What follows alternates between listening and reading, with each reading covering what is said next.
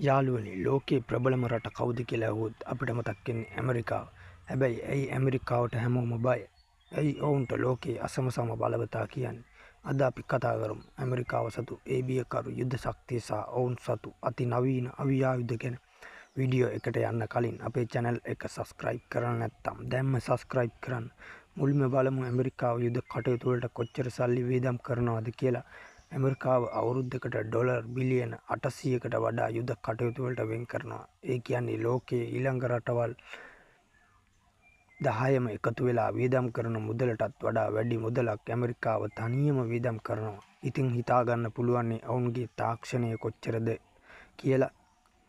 ඊළඟට තමයි ගුවන් බලය. ලෝකයේ අංක 1 ගුවන් හමුදාව තියෙන්නේ ඇමරිකාවට. ඔයාලා අහලා ඇති F-22 Raptor සහ F-35 B-2 යානා ගැන.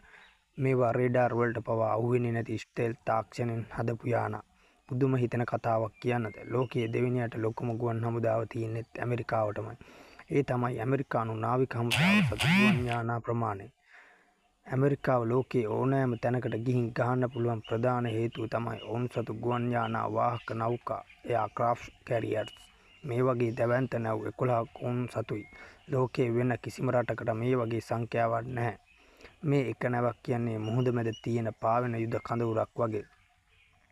අනිත් වැදගත්ම දේ තමයි ඇමරිකානු යුද කඳවුරු ලෝකේ පුරාම ව්‍යාප්ත වෙලා තිබීම. රටවල් 80කට වඩා වැඩි ප්‍රමාණයක ඔවුන්ට කඳවුරු 750ක් විතර තියෙනවා.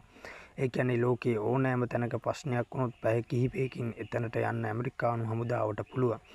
ඉතින් මේ වගේ අතිවිශාල සල්ලි කන්දරාව, දියුණු තාක්ෂණය සහ ලෝකේ පුරා පැතිරුණු බලයක් තියෙන නිසා තමයි ඇමරිකාවට අදටත් ලොව අංක 1 බලවතා වෙලා ඉන්නේ. ඔයාලා හිතන්නේ ඇමරිකාව මේ බලය කවදා හරි චීනය හෝ රුසියාව වගේ රටකට පරාජය කරන්න පුළුවන් වෙයි කියලාද? ඔයාලගේ අදහස පල්ලෙහෙන් කමෙන්ට් එකක් දාන්න. වීඩියෝ එක හොඳයි නම් ෂෙයා කරන්න. තවත් මෙවැනි වීඩියෝ හමු වෙමු.